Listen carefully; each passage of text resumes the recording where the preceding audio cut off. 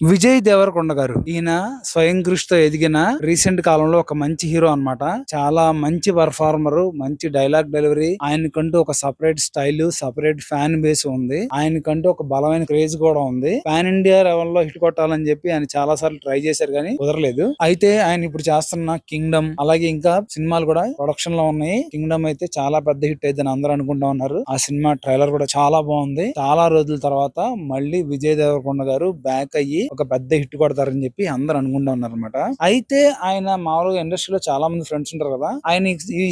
ఆయన ఈ మధ్య ఒక పార్టీకి అటెండ్ అయ్యారంట. అటెండ్ అయ్యి మామూలుగా ఫ్రెండ్స్ తో మాట్లాడుతా ఉన్నప్పుడు ఫ్రెండ్స్ లో ఒకడు అన్నాడంట మామూలుగా, అరే నువ్వు కూడా మన బాహుబలి ప్రభాస్ గారు లాగా పెద్ద హీరో అవ్వాలరా, ఆయన చూడు ఎంత బాగుంటాడు, అందరితో మంచిగా ఉంటాడు, నువ్వు కూడా అలాగే ఉండి మంచి హీరో అయ్యి ఇంకా గొప్పగా ఎదగాలని చెప్పి అన్నారంట.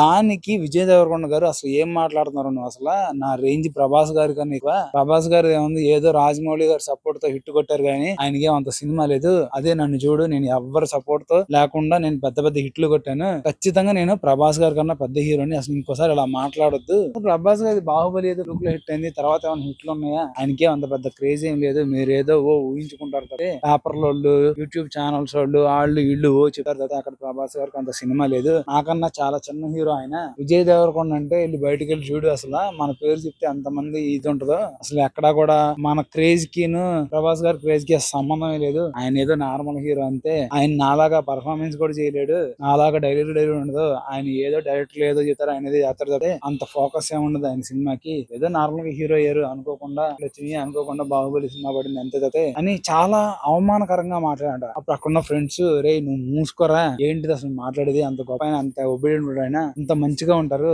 అందరినీ ఎంతో బాగా చూస్తారు, నీకు నచ్చపోతే నచ్చదని చెప్పు, కానీ నీకన్నా చిన్న హీరో ఇలాంటి మాటలు మాత్రం మాట్లాడొద్దు, మా దగ్గర అంటే అన్నావు కానీ బయటకు వెళ్ళి ఎక్కడ అన్నమాకు అంటే నేను బతకనివ్వరు వస్తుందా, ప్రభాస్ అభిమానులు అయితే మాత్రం ఇలాంటి పిచ్చి పిచ్చి పనులు ఇంకోసారి ఇప్పుడు చేయమాకని చెప్పి వాళ్ళందరూ గడ్డి పెట్టారంట. అప్పుడు మనోడు లేదు సారీ అయిపోయింది, సారీ ఏదో తప్పు అయిపోయింది, ఏదో ఆవేశం ఏదో ఆలోచనలో మాట్లాడేశాను, నిజమే నాకు అంత సినిమా లేదు, ప్రభాస్ గారు నేను అంత స్థాయి నాది కాదు, అసలు ఆయన ఓపెనింగ్స్ గానీ ఆయనకున్న క్రేజ్ గానీ, అసలు ఆయన ఫస్ట్ రోజు ఆయనకి 200 కోట్లు 300 కోట్లు ఓపెనింగ్స్ ఉంటాయి, నా సినిమాలు అన్ని కలిపినా సరే ఆ కలెక్షన్స్ ఉండవు, నేను ఆయన గురించి ఏదో తప్పుగా మాట్లాడేశాను, ఏదో అనేశాను, ఇంకెప్పుడు అలా అన్నని చెప్పి క్షమించమని చెప్పి వాళ్ళ ఫ్రెండ్స్ అయితే అడిగారంట. నిజంగా కూడా ఎందుకని విజయ్ దేవరకొండ గారు ఇలా ఉంటారు నాకైతే అర్థం కాదు. ఆయన చాలా మంచి పర్ఫార్మర్, నిజంగా మంచి పర్ఫార్మెన్స్ ఉంటుంది ఆయనలో, మంచి నటుడిగా మంచి ప్యాషన్ కసితో నటిస్తూ ఉంటారు అనమాట. కాకపోతే ఈయనలో ఉన్న ఒకే ఒక మైనస్ ఏంటంటే ఒకేలా నటించిన ఉంటుంది కానీ వేరియేషన్స్ ఎక్కడ కనపడం, ఎమోషన్ అయినా డైలాగ్ డెలివరీస్ అయినా ఏదైనా సరే ఒకటే రకమైన పోవాలి వెళ్తారు తప్పితే కొత్తగా ఏం ఉండదు అనమాట. అదొక పెద్ద మైనస్ ఉంది,